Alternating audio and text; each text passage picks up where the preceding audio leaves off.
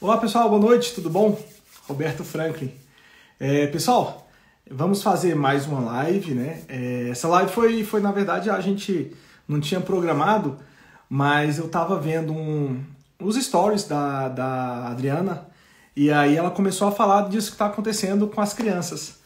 E aí pensamos, né? Seria uma boa ideia falarmos da saúde das crianças nessa época de quarentena. Adriana, você já chegou? Dê sinais para eu poder te adicionar, por favor. E aí a gente teve essa ideia de juntar a minha área, né, a pediatria, junto com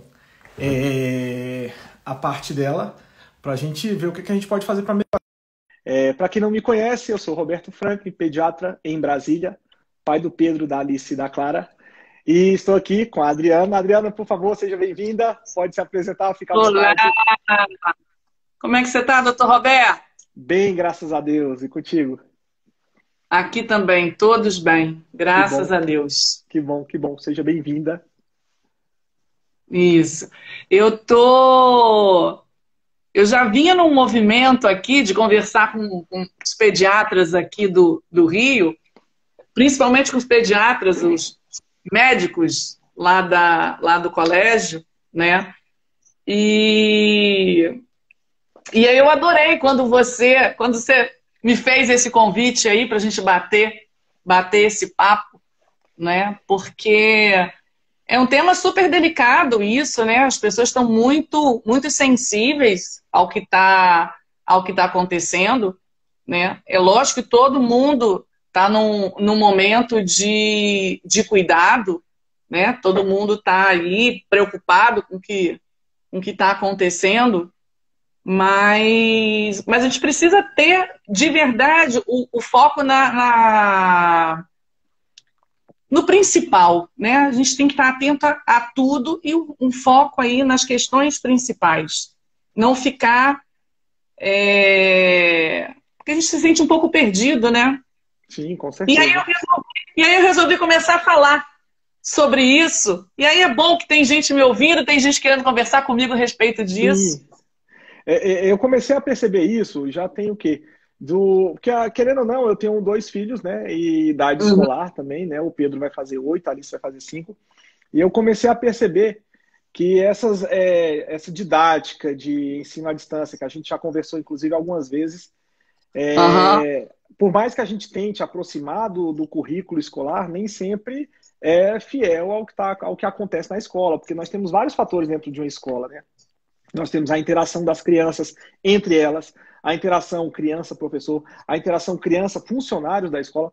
Então, tudo isso ajuda no desenvolvimento emocional, social da criança como um todo. E aí eu comecei a perceber isso, e no consultório eu tenho percebido também uma certa dificuldade dos pais em lidar com esses momentos. Porque a gente tem pais que estão em home office, e, lógico, para eles era maravilha, mas as crianças estão junto com eles, fazendo EAD. Então você escolhe, ou vou fazer EAD ou vou fazer o home office. Qual que eu dou prioridade? Então eu comecei a perceber essa dificuldade. Quando você começou esses comentários, eu falei, não, agora é a hora. A Adriana já está falando disso. E como eu te acompanho, sei que você é muito objetivo e pontual nas suas considerações, eu falei, a hora é agora. E aí, eu achei ótimo, porque assim, a gente sempre tem que levar em consideração a análise do especialista, né? Uma pessoa que vive isso, uma pessoa que convive com isso diariamente. E você não tem a visão de uma mãe unicamente, a visão do administrador, de como lidar com isso, como responsável por uma escola. Eu acho que é importante porque eu tenho a minha visão de pediatra, eu vejo as alterações, eu tenho a minha visão de pai, mas eu tenho que saber também o lado de vocês, porque é uma das coisas mais importantes. Eu tenho que saber como é que vocês vão fazer para receber as crianças de volta, né? Isso. Então, a gente estava, né, principalmente, em função dessa, mesmo com a questão da EAD, né, a gente procurou aqui no colégio manter um contato muito próximo com as famílias. Né? Primeiro porque a gente está tendo aulas ao vivo com as crianças, né, de fundamental todos os dias, tá? Mas no infantil, em princípio, não. A gente não vinha mantendo as aulas ao vivo. Mas, lá no colégio, a gente tem uma prática de fazer tutoria com os pais. Ou seja, pelo menos uma vez a cada trimestre, a gente senta para conversar com os pais e saber como é que estão acontecendo as coisas, estão em casa, a questão das rotinas, né? É uma estruturação do dia a dia mesmo, e percebendo aí, como a gente tem a visão da criança na escola, a gente troca com a visão dos pais e reorganiza, né, a rotina e as questões das crianças. E mesmo com essa situação à distância, a gente resolveu, né, manter as nossas entrevistas. Então, nós fizemos uma rodada de tutorias com todas as famílias da escola, não é? E fora aquelas que vão procurando a gente, porque estão de verdade com algum problema pontual que elas foram percebendo. E aí, o que eu notei? Né? Essas tutorias começaram, se eu não me engano, já tem 3 semanas que essas tutorias estão rolando. Né? E aí, o que eu notei? Gente, as crianças não estão nada bem. Né? A gente chegou num ponto em que as crianças estão, de fato, mostrando que estão abaladas. E o que eu percebi nas tutorias? Que muitos pais não estavam atentos a isso. Que esses pais não estavam percebendo o que estava acontecendo. Não é? E aí, a partir daí, eu comecei a fazer todo um processo de orientação dos pais, né? E a coisa começou a andar, começou a fluir bem, mas eu ainda calada aqui na internet, né? Só cuidando dessas minhas famílias, que são mais de 150 famílias que a gente acompanha. Mas por quê? Porque a gente tem no fundo, às vezes, tem um certo, assim, respeitos humanos, né? Poxa, eu vou falar aqui, esse pessoal não vai me entender, né? Não consegue, não me conhece direito, não sabe o que eu estou dizendo. Mas à medida que as mães me procuravam por direct, né? Eu ia dando as orientações. E elas começaram a dar um feedback. Adriana, como mudou? Como a coisa ficou melhor? Como eu não estava enxergando isso? E aí eu falei, não, gente, está na hora de eu... Né, deixa eu jogar isso aqui e ajudar a abrir os olhos desses pais que estão um pouco aí desorientados. Eu acho que uma das variáveis boas que você toca é que o principal fator é nós conhecermos os nossos filhos. Então, assim, tem aquele lado da gente saber reconhecer a figura, né, individual de cada um, mas tem uma coisa que você estava postando na última semana, que é a questão dos temperamentos. Então a gente percebe que isso tem total influência na reação deles dentro de casa. Sim. Sim. E falando nisso, Adriana, então assim, eu acho que a gente pode começar nosso cronograma, né? Vamos. Inicialmente, como a gente definiu o nosso tema de falar da saúde integral das crianças, a primeira coisa que eu acho que a gente poderia fazer, né, que cabe a mim, né, eu vou falar e depois você dá continuidade, por favor, é a definição de saúde, né? Então, assim, todo mundo pensa que saúde é nós estarmos bem fisicamente. E segundo a própria OMS, a Organização Mundial de Saúde, né, que está aí nos orientando em muitas coisas, a definição de saúde é um estado de bem-estar social, físico e emocional. Não quer dizer que a pessoa só estar sem doenças não esteja com a saúde ok. Então, isso é o ponto principal. E é justamente nisso que você tocou, que você percebeu que as crianças não estavam ficando bem. E aí que eu te passo. Adriana, para você, como está a saúde das crianças? Conta para mim. Então, doutor Roberto, foi justamente isso que eu percebi, né? As mães focando a saúde nesse momento como simplesmente uma questão física, né? Preocupadas com a contaminação. Então, aquela coisa de segurar o filho de fato em casa e ela própria, né? Realmente viver esse isolamento, né? Mas entendendo que saúde é simplesmente esse aspecto. Deixando essa saúde emocional, que faz parte da saúde mental, né, de lado. Então, se a gente tivesse passado aí, se esse isolamento fosse um isolamento de 2 semanas, né? Ok, é necessário, vamos ficar quietinho dentro de casa e a coisa vai passar. E a criança é um ser ainda em formação, ele é maleável, né? Ele consegue ali distender e depois voltar para o ponto. Mas acontece que a gente já chegou aí nesse ponto de 3 meses. Pelo menos aqui no Rio, né? Nós já estamos com 3 meses de isolamento. E aí entra essa questão das emoções, né? A gente tem uma variação aí na vida dessa criança, uma vida que vira, não de todos, obviamente, né? Mas a gente tem aí muitas famílias impactadas onde a vida virou de cabeça para baixo, né? Onde essa criança tinha uma rotina de escola, uma rotina de convivência e passa a ter que ficar em casa o tempo todo, não é? Na presença dos pais. Nossa, Adriana, mas não é tão melhor, que coisa boa que é os filhos poderem ficar 24 horas do seu tempo com os pais? Olha, eu acho isso sensacional, maravilhoso.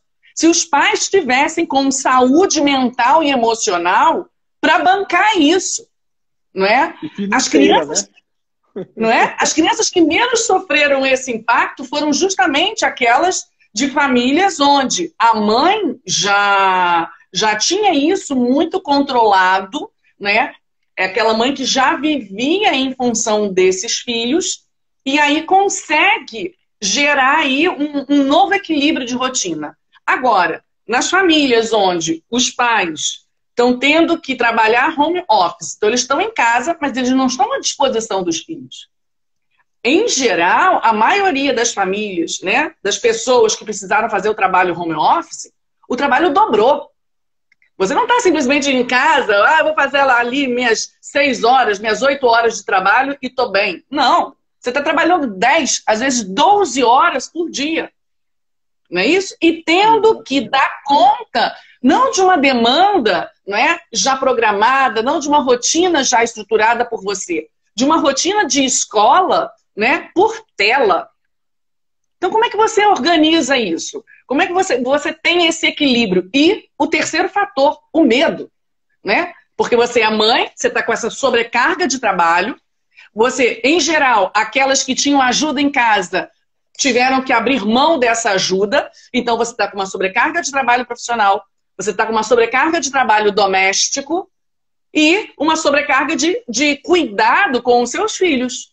Porque eles estão ali. Pedagógico que muitos não tinham, né?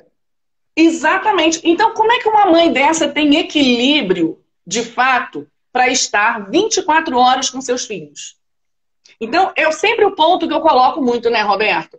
O equilíbrio das crianças, ele depende muito do equilíbrio dos pais. Se eu estou com pais em casa, né, desequilibrados emocionalmente, isso vai ser um reflexo claro nas crianças. Então, esse é o primeiro fator para a criança. Eu estou em casa com pais desequilibrados. Já me afeta. Agora, vamos considerar que não. Eu tenho pais altamente equilibrados, tá? A mamãe já ficava, de fato, aqui, passava bom tempo comigo, né? O trabalho do papai, sei lá, mudou, mas ele está conseguindo levar isso bem. Tá uma paz. Ninguém está com medo do vírus lá fora, né? Tá todo mundo numa paz aqui. Mas o que acontece? A rotina dessa criança que vivia, né? Que vivia, não, mas que fazia parte a escola, que fazia parte. Tudo bem, não ia à escola, mas descia para um parquinho, né? Fazia uma atividade física, fazia uma natação, encontrava com as crianças na pracinha para brincar, isso de repente some da vida delas. Então, por mais que eu tenha pais equilibrados, durante 3 meses, né, é muito tempo, o que essa criança percebe? A vida mudou. E não mudou para melhor, a vida mudou para pior. Eu estou vendo que a minha vida agora é só dentro dessa casa. Eu não estou saindo mais, né? Eu não estou mais vendo o sol, eu não me exercito da forma como eu me exercitava, eu não me relaciono mais com as pessoas com as outras crianças da forma como eu me relacionava, né?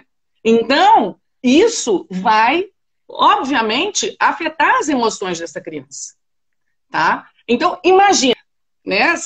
Se uma criança com famílias já equilibradas, isso já afetaria, então imagina isso somado ao desequilíbrio dos pais. Então, virou uma verdadeira fonte de desequilíbrio. A gente não pode dizer doença, né? Uma fonte de transtornos, a gente pode falar isso. De transtorno, exatamente. Exatamente. Isso que você está falando configura literalmente o meu dia a dia agora, porque eu não parei de trabalhar, Adriana, eu continuo trabalhando, então eu continuo avaliando as crianças. E eu percebo que uma coisa que eu sempre falava para os pais, para ter cuidado nas saídas, né? Sair de forma lenta, gradual, para o bebezinho ir crescendo, amadurecendo, mas a gente sempre orientava que podia ter uma saída, um passeio, tomar um banho de sol. E isso que você falou do equilíbrio dos pais é fundamental, porque quando a gente começa a perceber um desequilíbrio, né? Eu costumo falar sempre lá no consultório, eu falo aqui em casa, falo com a Cília, que as crianças são livros em branco. E os autores das primeiras páginas somos nós, pais. Se a Sim, gente não escreve corretamente, se a gente não dá um bom enredo, se a gente não traz capacidade para fixação para o leitor, então acaba que a gente perde o enredo todo, a gente perde a literatura toda já nas primeiras páginas. Então, sim, desanda completamente. Então você imagina, você está vindo uma história que já não está muito estável, já está uma história instável. E aí confinou todo mundo junto. Temos esse desequilíbrio dos pais. Aí vai cada um para um lado, aí a gente se perde, e o principal ponto disso que a gente está falando hoje, já que são as crianças, a gente perde e perde uma chance boa de mantê-las sobre um bom convívio, sobre um bom sim, equilíbrio. Então, sim, isso é prejudicial demais. E aí, quando eu falo que eu estou vendo que os pais em home office estão se dedicando mais, estão trabalhando mais, porque são acionados a todo momento. O chefe isso, não quer saber se o filho dele está em EAD, se não está, se a criança está precisando, se está isso, alfabetizando. Eu tenho muitos pais que estão isso, nessa luta da alfabetização. Então, o chefe não quer saber disso, se está acionando a todo momento, no meio de uma lição, no meio do beabá, digamos assim. Então, o pai fica perdido, deixa a criança sozinha, e aí entra o que a gente hoje tem como um dos principais inimigos de uma boa orientação familiar, que são as telas, né? Então, eu sim, vi você falando sobre as telas, eu também sempre pego nesse aspecto das telas. A gente, assim, aqui em casa, a gente teve até uma pequena rusga com a escola, porque a escola impôs a aula EAD, foi imposto, não foi isso. discutido, foi imposto, assim como veio tudo, e foi imposto isso sem reposição. Quando foi imposto isso, os meus filhos que não tinham acesso à tela estavam com Tá, dificuldade tremenda, porque não sabia onde ficar o comando, não sabia identificar como fazia a próxima etapa. E os programas no começo dessas atividades eram muito confusos. Então você tinha que abrir 5 aplicativos ao mesmo tempo e ficar linkando todos eles. Então a gente já não tem experiência pedagógica, a gente já não tinha experiência com EAD. E a gente fazer isso para o ensino infantil estava dificultando muito a vida da gente. E para completar, a gente estava expondo nossas crianças a uma necessidade de tela de meia hora, quer dizer, meia hora, não, 1h30, 2 horas diárias, sendo que as crianças não tinham contato. Aí você me fala, os pais que já conviviam com isso, os pais que já estavam fazendo educação, ou digamos, educação domiciliar, que a gente está vendo que está muito em voga hoje em dia. Os pais que estão fazendo uhum, educação domiciliar não tiveram prejuízo nenhum no ano letivo deles. Então, eles sim, estão bem, passando por isso tranquilamente. Então, a gente começa a perceber isso, a entrada da tela como uma forma prejudicial. E fica muito difícil da gente tentar agora convencer as crianças que a tela não faz mais parte da vida deles, sendo que foi algo imposto pela escola, né? sim. E aí eu te pergunto, as telas são realmente prejudiciais? Você como orientadora, você como diretora, qual a sua visão nessa imposição das telas para o ensino das crianças? Então, eu eu sempre falei, né, lá na escola, sempre deixei isso muito claro. Tela faz mal, né? Tela faz mal. Faz mal para a visão e faz mal para o desenvolvimento neurológico da criança, tá? E faz mal para o desenvolvimento dela enquanto num todo, a partir do momento que ela deixa de viver para poder ficar ali diante da tela. Então, são 3 aspectos aí, né, que a tela joga contra um bom desenvolvimento, né, do seu filho. Mas como eu venho falando, e sempre falo em todos os aspectos, né, a nossa vida ela é feita de escolhas e de ponderações. A gente tem que saber que não existe, né, dificilmente a gente vai lidar, vai poder fazer a escolha pelo ideal, não é? Dificilmente. O que seria o ideal? Um filho zerado de telas. Ok. Só que no meu momento agora, o que eu tenho? Eu tenho a chance, né, de perder um ano letivo, né, com as crianças maiores, que tem um ano letivo que está rolando, né? As escolas foram obrigadas a isso, não é uma opção da escola. Então, isso é definido. O ano letivo está rolando, você dê um jeito de dar aulas para essas crianças. Sendo que você não pode chamar essas crianças para a sua escola para você dar aula. Né? Porque, vou dar um jeito, então vou dar aula aqui na escola. Não, você não pode fazer isso. Né? Então, eu tenho um ano letivo rolando, né? E tenho a tela como única solução para isso. Então, o que eu faço? Não, mas eu tenho que viver zerado de tela. Então, você vai fazer uma escolha. Né? Agora, será que não existe um meio termo? Será que não existe uma ponderação para esse momento? Né? E ver, olha, então, quanto tempo de tela a escola está me propondo? Será que a escola consegue também, né? Eu em casa não consigo zerar todos os outros aspectos de tela que meu filho já vinha sendo exposto? Né? Então, é buscar esse equilíbrio para esse momento, porque essa é a nossa circunstância agora. Né? Quando a gente voltar às aulas, né, Deus permita que eles não inventem aí, que a gente ainda vai ter que passar não sei quanto tempo, porque a gente não tem definição de nada ainda, pelo menos aqui para o Rio de Janeiro, a gente não tem definição de nada, a gente só tem suposições, ideias vagas do que acontece pelo mundo, que acontece em algumas outras cidades, mas aqui a gente não recebeu nenhuma orientação definitiva de que como vai ser essa volta. Tá? Então surgem aí umas possibilidades, não, vai ter que ser meio a meio presencial e meio online. Eu não sei como é que consegue fazer isso. Tá? Eu estou tentando decifrar isso aqui, como é que vai acontecer isso na prática. Mas isso, Roberto, então, a tela é prejudicial? É extremamente prejudicial. Então, o que eu preciso fazer agora? Eu tenho que deixar que essa criança seja exposta à quantidade mínima de tela possível, tá? Então, mas a escola já toma 2 horas do tempo de tela. Então, são essas 2 horas e o resto é zerar de fato tela. Adriana, mas como é que eu controlo essas crianças? Aí você vai ter que pensar. Aí você vai ter que trazer um outro recurso. Por quê? Como é que você vai ensinar agora? Como é que você vai trabalhar agora sem tela? Né? Como é que o seu filho vai receber esse conteúdo da escola? A não ser que você tenha um tempo tremendo, você se expõe à tela, aprende aquilo e depois passa você para o seu filho. Agora, você vai ter esse tempo? Não é? Então, é botar na cabeça isso, esse equilíbrio agora. Agora, qual é um grande antídoto para a tela? Natureza. Natureza é antídoto para a tela. Né? E natureza é o antídoto, né, para toda essa questão de ansiedade que as crianças vêm apresentando, pela circunstância em si do isolamento e por esse excesso de exposição à tela. Né? Porque juntou tudo isso. Não estamos confinados, mas caiu a internet no mundo e ninguém pode acessar a tela. Nossa, a glória seria o máximo. Não é? Mas, infelizmente, não é. Da forma que você fala, fica até fácil, né? Porque, querendo ou não, a gente sabe que todos os estímulos estão na natureza. Eu até printei muitas das suas respostas, né? O mar continua mar lá fora, do mesmo jeito de sempre, nada vai mudar. O céu continua o céu, as rochas continuam as rochas. Então, assim, a gente tem que tentar se apegar a isso. A gente não costuma sair de casa, até mesmo porque a Cília está grávida, colocaram no grupo de risco, mas vez por outra a gente sai para dar um passeio de carro, fica todo mundo no carro, mas a gente tenta fazer justamente isso, ver o pôr do sol, mostrar que em Brasília tem um lago, a gente tenta mostrar o lago para as crianças, ver, para que eles realmente tenham essa visão de que o mundo continua funcionando lá fora. E eu achei essa sua exposição perfeita, porque as pessoas...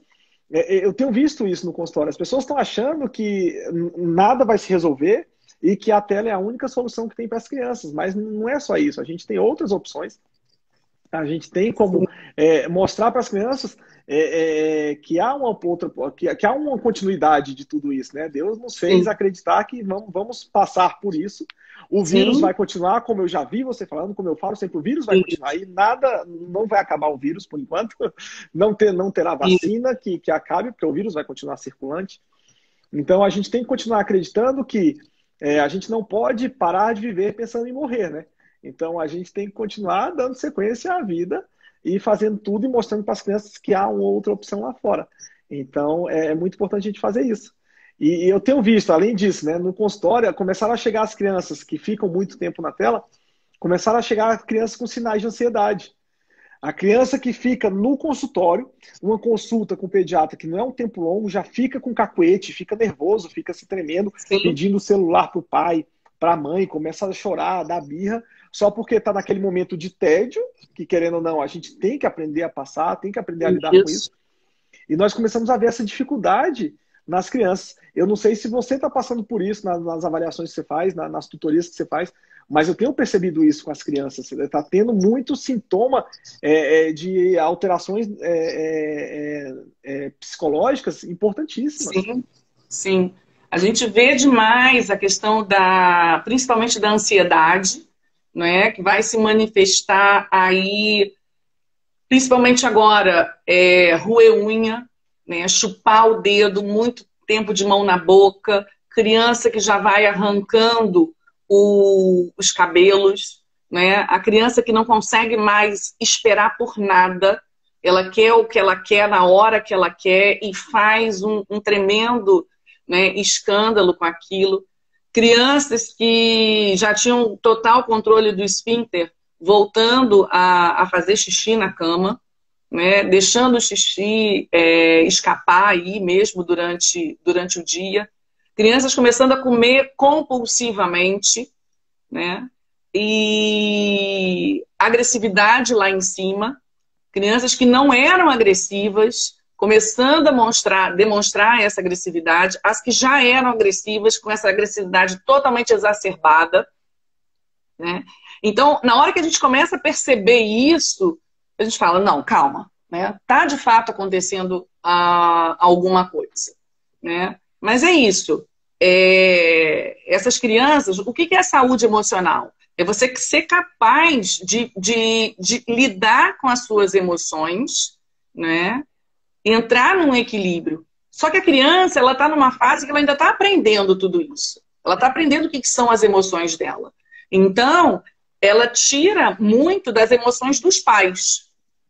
Então, os pais voltam no mesmo ponto. Os pais que estão totalmente atemorizados, os pais que já estão totalmente cansados, né, que perdem totalmente a paciência. Eu recebi aqui, né, quantos relatos sinceros de mães que estão sofrendo porque estão agredindo seus filhos. Elas não queriam agredir os filhos, né? E dá palmada e sacode e tudo mais. Mas por quê? Porque elas estão passando por um momento de desequilíbrio, elas.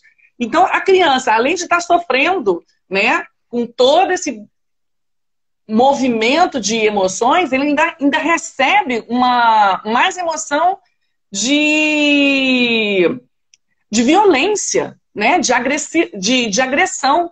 Então, ela vai responder como? Vai responder com mais agressão ainda, né? Então, a gente está no momento das ponderações.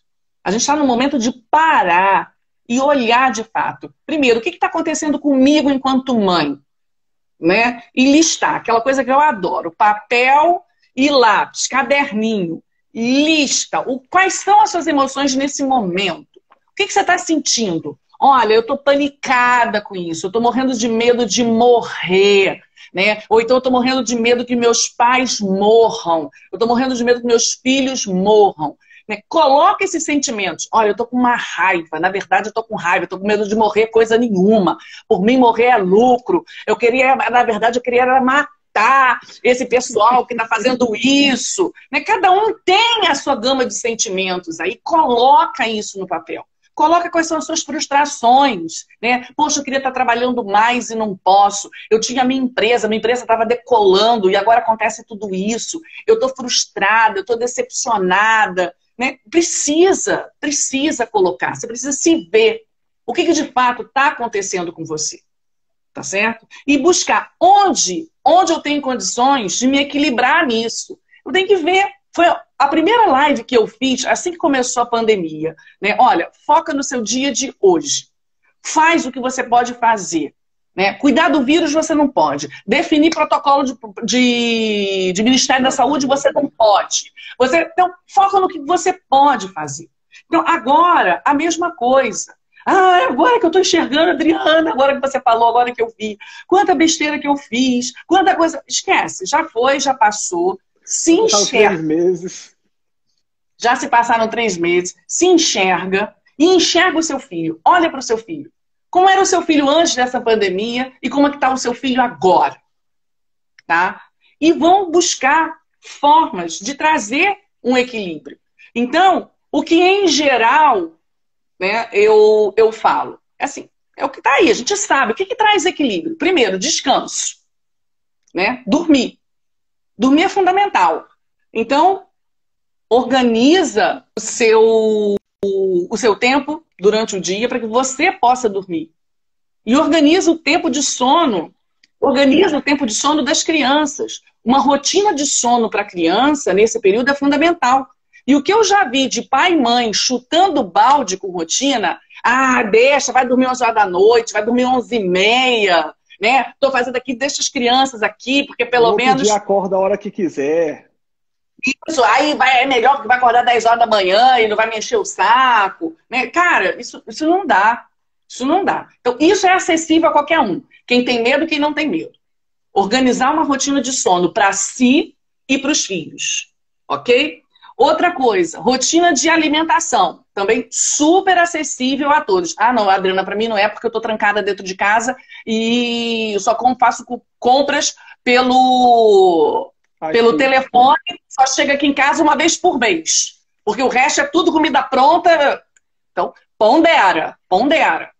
É importante uma alimentação saudável agora, nesse momento. Né? Frutas, legumes, isso é importante. Né? Tá entulhando as crianças de carboidrato. Isso aumenta ainda mais o nível de irritação dessas crianças. Então, isso também é acessível. Ah, não dá para comprar. Não. Pondera que você vai encontrar uma forma de comprar isso. Ajusta essa alimentação dessas crianças. Tá certo? Depois, sol. Você vai me dizer aí, você sabe muito melhor do que eu. Criança precisa de sol. Teve uma pergunta aqui na caixinha perguntando: quanto tempo de sol uma criança precisa por dia? Responde aí para mim, doutor Roberto. O que o senhor aconselha? Antes de eu te responder isso, eu vou continuar justamente nesse seu pensamento. Porque sempre quando eu estou falando alguma coisa aqui que me perguntam o que a gente faz para as crianças ficarem bem, não é só para as crianças. A saúde resume-se em um tripé. Você já estava falando. É um sono reparador, alimentação balanceada e saudável e a atividade física adequada para a idade. Pronto. Isso vai para todo mundo. Vai para mim, vai para você. Aí, você me faz essa pergunta do sol. Você me fez essa pergunta do sol e eu fiquei pensando em outra coisa que você falou, que agora a gente tem que avaliar os riscos. Então, assim, quando você está respondendo, você fala, tem que avaliar os riscos. As crianças vão conviver com os avós. Avalie os riscos. O avô, algumas vezes, como você falou, já está com raiva, já quer que o mundo se acabe, mas não quer perder a presença dos netos. Então, avaliar essa questão do sol é importantíssima. Por quê? Porque aí entra... Eu não queria falar nisso agora, mas já que você tocou no assunto... Tá bom, não fala agora. Vamos botar a minha conversa depois do sol. Eu falo justamente dessa parte da atividade física, né? Muitas mães aqui falando, então eu tenho que botar meu filho para gastar mais energia. Eu falei assim, gente, o aspecto aqui não é gastar energia. A questão da criança não é só gastar energia. Não. A criança precisa, né, primeiro, se movimentar, ter um tipo de exercício que muitas vezes em casa você não faz. Em casa você não consegue correr como você corre ao ar livre. Lógico. Em casa você não consegue chutar uma bola, andar de bicicleta, que é trabalhar o equilíbrio da criança, como você faz, né? A não ser quem tem uma baita de uma casa, um baita de um quintal, que eu coloquei aqui nos meus stories. Agradeça a Deus porque você é um ser ultra privilegiado, tá? Mas, em geral, não tem. A gente está dentro de um apartamento, né? Então, como é que você vai garantir esse lado do tripé, que é essa parte dos exercícios, né? E a importância de fazer isso no sol, né? O sol entra aí como um grande desenvolvedor aí da vitamina D, que vai trazer todo um benefício de imunidade para as nossas crianças. Para tudo, é um regulador importantíssimo para o nosso organismo. Né? E aí, não, eu estou botando no sol na janela, porque eu tenho uma janela boa aqui em casa, meu filho fica aqui na janela durante tanto tempo, e eu boto ele para correr dentro de casa. Né? Fica meia hora no sol e eu boto para ele correr dentro de casa. Mas ele continua ansioso, ele continua com tudo isso. E vai continuar. E vai continuar. Por quê? Porque o outro aspecto, se você já tem isso mais ou menos, né, organizado, o outro aspecto é ver a vida lá fora. Ver a vida lá fora. A criança precisa ter essa noção de que a vida, de fato, continua lá fora. E ela precisa ter esse contato com essa vida. Né? Não é para sair beijando e abraçando todo mundo, né? Lambendo, a Adriana tá mandando sair, vai lamber corrimão. Não é isso, gente. Avalie os riscos. Avalie os riscos. Né? O ar livre, hoje, é um remédio fundamental para a ansiedade das nossas crianças. Agora, quanto de ar livre você pode oferecer para ela, aí está na sua ponderação. Né? Está na sua ponderação. Você que vai ponderar, não sou eu que vou te dizer quanto que você tem que, né? Agora, a gente tem sempre uma possibilidade. Ah, Adriana, eu não consigo porque eu estou trabalhando no home office, loucamente, não consigo sair durante a semana. Cara, mas tem pelo menos o final de semana, né? Pelo menos o final de semana precisa. E, ó, correndo risco aqui de você brigar comigo. Passeio de carro não conta, tá? Eu sei. Passeio de carro não conta. No ponto que a gente chegou, passeio de carro, chega lá na beira do lago, abre e sai do carro. Tem que sair do carro, tem que botar o pezinho no chão. Entendeu? Aí vem o que você estava falando, agora eu vou entrar na minha parte, né?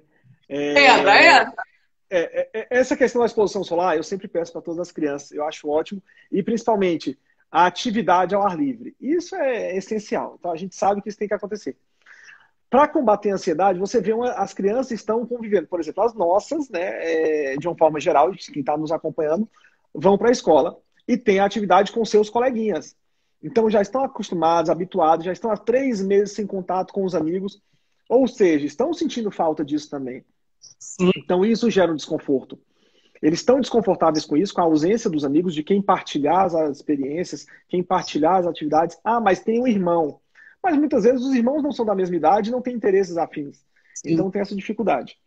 Aí a outra coisa que você também já falou é a questão do convívio com os avós, com os tios. As crianças sentem falta disso também.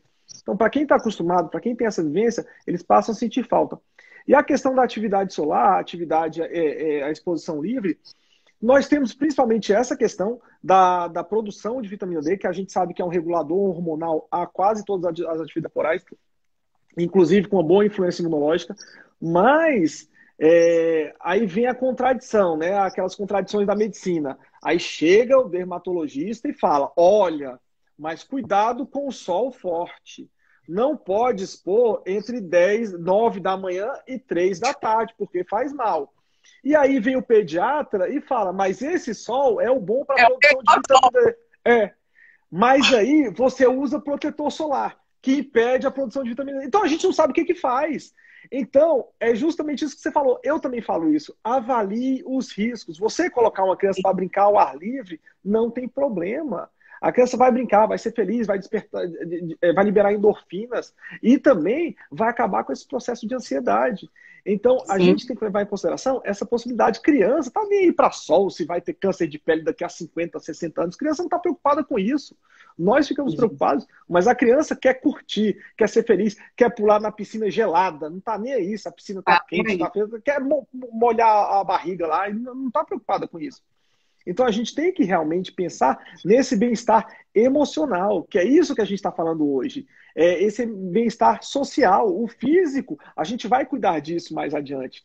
Mas a cabeça das crianças, se a gente não impuser uma rotina, não impuser uma boa saúde, a gente vai ter essa dificuldade em orientá-la novamente. Então a criança vai ficar apática. Você começa a perceber a criança que não quer sair de casa, que está aterrorizada, porque os pais, ai meu Deus, se você for lá fora, o coronavírus vai te pegar. Ele é um bicho-papão, ele vai te comer desde os pés até a cabeça. E não é desse jeito que funciona.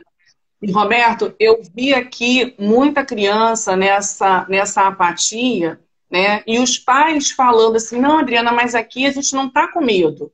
Aqui a gente não coloca de fato televisão, a gente não conversa muito na frente deles a respeito disso, a gente só explicou, mas de uns tempos para cá, meu filho, que adorava passear, que adorava sair, agora, né, eu até insisto, quero chamar para andar um pouquinho ao ar livre e tal, e ele se recusa, né? Então, isso realmente é o quê? Essa criança está com um nível de entusiasmo com a vida lá embaixo. Ela se desentusiasmou. Ela desanimou de fato com a vida. Por quê? Porque ela foi recebendo isso tudo, né? Ela não foi tendo outras oportunidades de se entusiasmar com a vida, que aquilo foi fechando, foi diminuindo. Tá? Então tem crianças que não querem sair por medo, porque entraram num pânico, como o pânico dos pais. Tá? Às vezes, dependendo do temperamento, o pai pode não ter pânico, mas a criança, pelo temperamento dela, ela e a idade também, né? Ela desenvolve esse pânico, tá bem? E tem a criança que desentusiasmou-se com a vida. A vida já não tem mais tanta graça, né? Eu não tenho amigos, eu não vejo sol, eu não corro, eu não brinco como eu brincava, né? Eu tô aqui, né? Eu tô aqui sentado, esperando a vida passar. E ainda tem isso, ainda tem esse saco dessa aula. Ainda tem esse saco dessa aula que eu não tô trocando com o professor, tô trocando com uma tela, né? E essa apurrinhação. Então, cadê a graça da vida para essa criança? Ela desentusiasma. Então eu falo isso, tenho falado muito aqui com as minhas mães. Não aceite. Se você percebe que é uma falta de entusiasmo do seu filho, não aceite isso. Convença-o da importância, né, de sair. Se você ponderou e viu que é possível a saída, é possível esse passeio, é possível essa atividade, não se renda à falta de entusiasmo do seu filho. Pelo contrário, né, anime o seu filho. E com 1, 2 saídas, você vai ver como a coisa reverte. Como ele volta, ele percebe, não, a vida continua. A vida está aqui fora. O sol continua aqui, está tudo aqui, a vida vai continuar, né? Então isso é importantíssimo, importantíssimo. E eu concordo. Adriana, aí você falou isso, né? Você me deu um puxão de orelha que não é para sair de carro, né? Só no carro, né? Aí a gente vê as fugidinhas, né? Uma família que está isolada, outra família está isolada, aí a gente chama o melhor amiguinho, que eles estão com saudades, porque isso também ajuda nessa questão do isolamento, da falta de apreciação da vida, né? Da questão da criança ficar mais apática. Então, acho que assim, a gente tem que avaliar os riscos, levar em consideração o que está acontecendo neste momento, porque quando a gente tem uma previsão, você falou isso no começo, quando a gente tem uma previsão, isso vai acontecer por 15 dias, por 1 mês, a gente dá conta, a gente se vira. Mas, poxa, a gente não está vendo previsão de nada, é o que você falou. Eu não tenho previsão de nada, que eu não sei o que vai acontecer com a minha vida.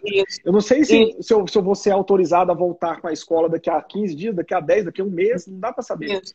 E o que é importante? A gente pensar agora. Vamos literalmente ajudar as crianças agora, neste momento. Se a escola voltar amanhã, ótimo. Mas hoje, vamos buscar fazer o melhor para elas hoje. Eu concordo totalmente com você. Exatamente. Adriana, eu vou aproveitar, já que a gente só está faltando 15 minutos, eu vou abrir para a caixinha de perguntas. Eu sei que você também tem um monte de pergunta aí. Eu vou abrir para a caixinha. E se você quiser já fazer as considerações finais, porque esse nosso assunto é assunto para 6 lives.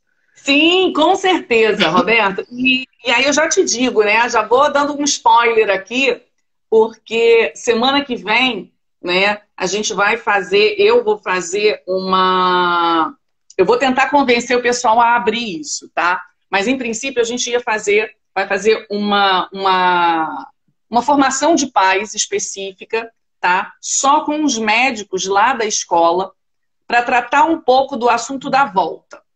Para tentar acalmar os pais a respeito do que pode ser, quais são as possibilidades de volta, né?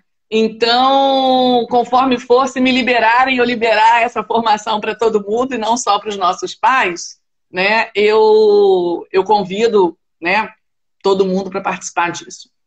Mas mais uma questão, né, importante agora que a gente tem que estar ligado, né? Novamente, eu sou repetitiva, né? Olha para você, olha o teu estado, né? Avalie as possibilidades, peça orientação, né? Então, se você está preocupado, olha, eu sou grupo de risco ou não sou? A minha mãe de fato é um grupo de risco, né? Não sei, liga para o pediatra. Eu fiz a pergunta aqui, né? E eu vi que mais da metade das pessoas, mais da metade, não procurou um pediatra para conversar. Mais da metade. Online agora. Entendeu? Então, como é que você não procura? Você está apavorado, você está aterrorizado com tudo isso e você não procurou o seu pediatra. Tá certo? Procura um pediatra, conversa. Quais são, de fato, os riscos para o meu filho? Né? O pediatra, ele conhece o seu filho, ele conhece a sua realidade. Né? Não, porque eu tenho um problema imunológico tremendo e da minha mãezinha que mora aqui dentro de casa. Então, cada realidade, Roberto, é uma realidade. E a gente fica, né, tratando como se fosse tudo a mesma coisa, como se não houvesse opção, como se a única opção fosse ficar trancado dentro de casa. Então, eu venho martelando, não é. Você tem outras opções que você pode ponderar. Todas têm risco. A maioria das nossas crianças já está mal emocionalmente. Isso já é fato. E aí você vai ponderar. Eu vou tentar ajustar o emocional do meu filho para proteger a saúde, que às vezes ele nem está tão exposto assim, ele nem corre tanto risco assim. Que risco é esse? Que está só na minha cabeça. Né? Eu preciso de fato entender que risco é esse que o meu filho corre, que risco é esse que eu corro, que risco é esse que os avós correm, para poder ponderar. Agora fica todo mundo, né, a maioria aqui, a consulta de internet, ouvindo televisão, opinião da OMS, que cada dia fala uma coisa maluca. Então não dá, se você conhece um pediatra e você tem confiança nele, tá certo? Então converse com ele, explique a sua situação, tá? Ele vai te orientar. E aí você vai ponderar. Marido e mulher, pensa, bota no papel os riscos e fala até onde a gente pode arriscar. Arriscamos a saúde mental do nosso filho ou arriscamos a saúde física dele? O que a gente vai fazer? O que já está comprometido? O que pode ser que aconteça? E aí a gente faz. Adriana, eu já vou fazer as ponderações finais, porque eu vou deixar para você finalizar. Mas olha só, você perguntou, conversa com o pediatra, fala com o pediatra, o que os pediatras pensam? E aí surgiu um aqui e falou que os pediatras estão desesperados. Calma aí, não é bem assim não. O que acontece? Eu vou falar a visão do pediatra. Dos que eu conheço, não tá bom, cara. Pois é. Então, assim, primeira coisa, a gente tem que analisar estatisticamente o que está acontecendo. Então, vamos lá. O último estudo que eu vi, o mais recente, lançado pelo jornal americano da Associação Americana de Medicina, o JAMA, muito conceituado, falou a respeito das internações de crianças em UTIs pediátricas nos Estados Unidos e no Canadá. Então, eles traçaram um perfil de 48 internações que aconteceram nas UTIs, naquele período que os Estados Unidos estava catastrófico. Então, assim, estavam morrendo 287 mil pessoas por dia nos Estados Unidos, e aí foi feito uma estatística, lógico, exagerei, mas foi feito uma estatística, foi feito um estudo, né, com as crianças que estavam sofrendo com o coronavírus. Esse estudo analisou 48 crianças que foram internadas no período de março até 10 de abril. Começo de março até 10 de abril foi esse período de acompanhamento dessas 48 crianças internadas nos Estados Unidos. Ou seja, estava morrendo gente pra caramba, já morreu mais de 120 mil pessoas nos Estados Unidos e mesmo assim internaram 48 crianças. Analisando estatisticamente, o que a gente leva em consideração? Poxa, já tem mais de 1 milhão de infectados lá, se eu não me engano, mais de 1 milhão de infectados. 48 crianças internaram em UTI. Então, isso é estatisticamente muito baixo. Então, vamos levar em consideração que as crianças pegam muito pouco. Dessas 48 crianças, 83%, 40 crianças, 83% tinham comorbidades severas, sejam elas genéticas, neurológicas, cardiológicas ou imunológicas. Então, é um índice elevadíssimo de crianças com comorbidades. Se nós formos pensar com o copo mais cheio e não com o copo vazio, a gente leva em consideração que as crianças, estatisticamente, não são tão afetadas. Isso é um único estudo que falou a respeito disso, das internações, e dessas 48 crianças, 2 vieram a óbito somente. Ou seja, 2, para a quantidade de mortos que tivemos nos Estados Unidos, foi muito pouco. Então, é um índice que a gente tem que considerar para pensar nisso direitinho. Por quê? Levando em consideração que as crianças são praticamente, isso já foi confirmado, inclusive, pela OMS, as crianças são praticamente assintomáticas, né? A OMS também falou que os assintomáticos têm uma taxa de transmissibilidade muito baixa. E isso, de certa forma, a gente pensa, poxa, se as crianças são praticamente assintomáticas, se o assintomático tem uma taxa de transmissibilidade baixa, levando em consideração os riscos, então pensamos que os riscos para as crianças são mínimos. E aí ficam preocupados. O que a gente faz? O que a gente faz é pensem nos riscos, analisem os riscos, conversem com o pediatra e há que se analisar as estatísticas. Não adianta eu falar de notícias sem ter dados confirmados. Então, o mais importante é isso. Levemos em consideração as estatísticas. A gente vê, eu tenho pacientes que estão se contaminando, eles me avisam, e aí eu tenho uma quantidade de famílias que estão testando positivo, e as crianças, eu falo, nem testa se não tem sintomas. Então, se não tem sintomas, ou seja, das minhas famílias que me avisaram que tem, as crianças passaram assintomáticas. Dos meus amigos, que eu já tive amigos que tiveram, as crianças passaram assintomáticas. Aí mais falam, mas as crianças na escola ficam juntas, ficam próximas, ficam confinadas, tem um risco maior de contaminação. Gente, tem um risco maior de contaminação para qualquer doença. Existem outras doenças com agravos muito maiores para as crianças do que agora o coronavírus. Então, assim, a gente tem que levar isso em consideração.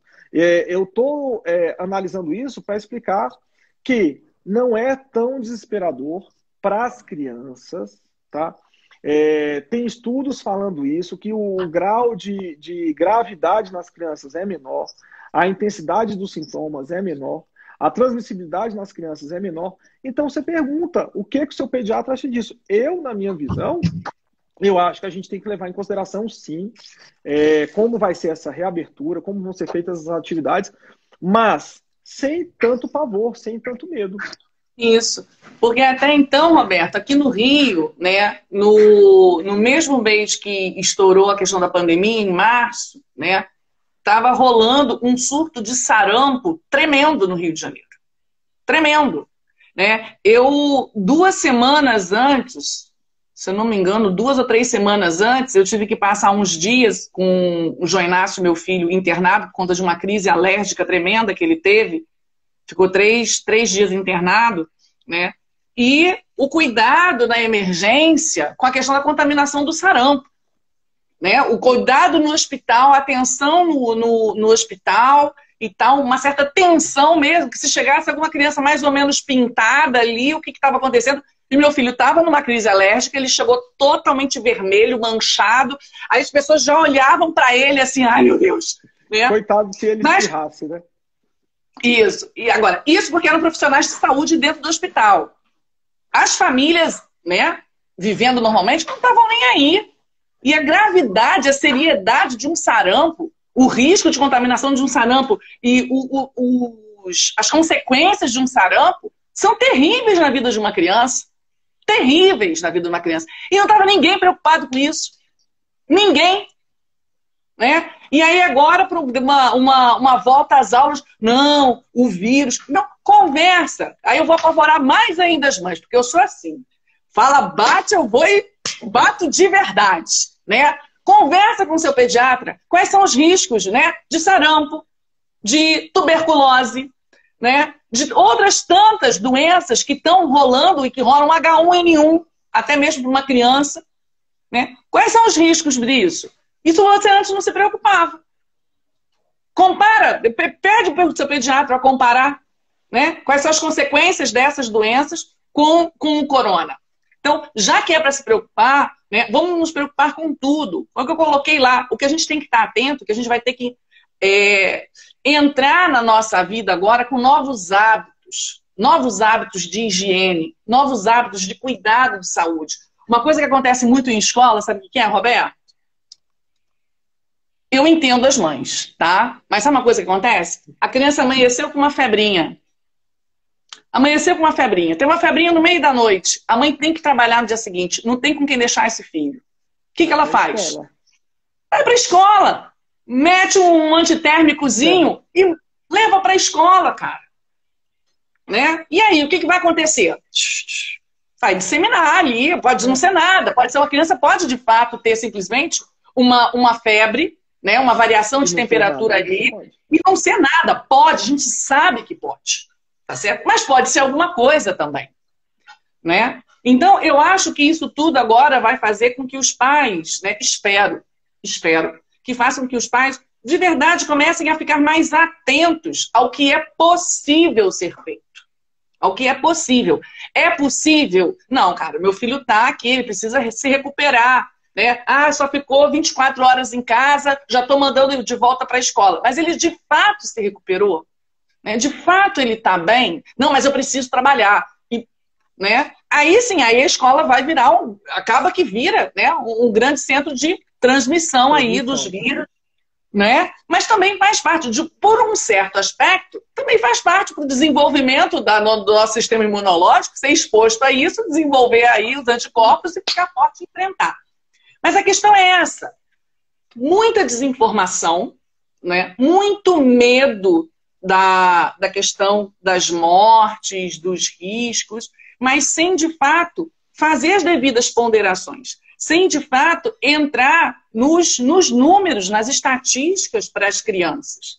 E depois avaliar, né, qual é, né, como é que está a minha família aqui. Né? Eu moro com idosos, não moro com idosos, eu não moro com os meus pais, mas tudo bem, meus filhos já não viam os avós há 20 anos mesmo, então não tem problema. Mas não, meu filho viu o avô todo dia e agora não vê mais. O avô está morrendo ali de tristeza. Né? Eu tenho esses casos também aqui. Né? Mas isso, a Adriana fala demais, Adriana. Adriana, não, só para concluir, né? Você falou isso, a gente tem visto que as notícias não estão nos favorecendo, né? Quando a gente fala das crianças, as notícias não nos favorecem.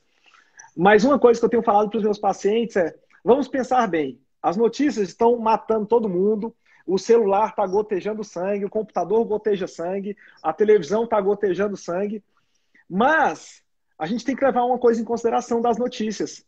Vocês, com o mundo se acabando aí fora, não está tendo notícia de falta de leito em hospital pediátrico, falta de leito pediátrico.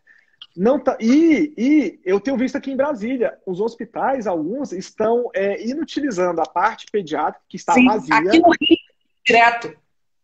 Para transformar tudo em clínica médica, tudo para adulto. Por quê? Porque as crianças, como não estão indo para a escola, não estão adoecendo de nada. Então, assim, de nada. Está sobrando vaga nos hospitais pediátricos e estão indo as vagas todas para leitos de adultos. Então, isso, aqui no Rio foi... Aqui no Rio foi exatamente a mesma coisa. Vale a pena a gente pensar nisso. Poxa, então se no hospital a ala pediátrica está vazia, se os consultórios estão vazios, o que está acontecendo com as crianças? Né? Então vamos pensar um pouquinho. Aí pode pensar, não, mas é porque está em casa e não contaminou com corona. Gente, e os adultos? Todos esses adultos que se contaminaram com corona não tiveram contato com criança? Não, com a família, né? Não é possível. Só adulto que não tinha contato com criança é que foi contaminado e que teve problema e que foi internado. As crianças estão isoladas e tal. Não é isso. É perceber de fato essa realidade, né? E isso, a gente não tá, eu falo isso, eu não tô mandando ninguém ir pra rua, sair correndo, beijando todo mundo, fazendo o que... Não. Pensa, pondera. A gente tem outras opções. A gente tem como sair e tomar cuidado. Desculpa. Vai acabar o tempo. Obrigado, Adriana. Obrigado a todo mundo. Tchauzinho, gente. A gente vai fazer outra, Roberto.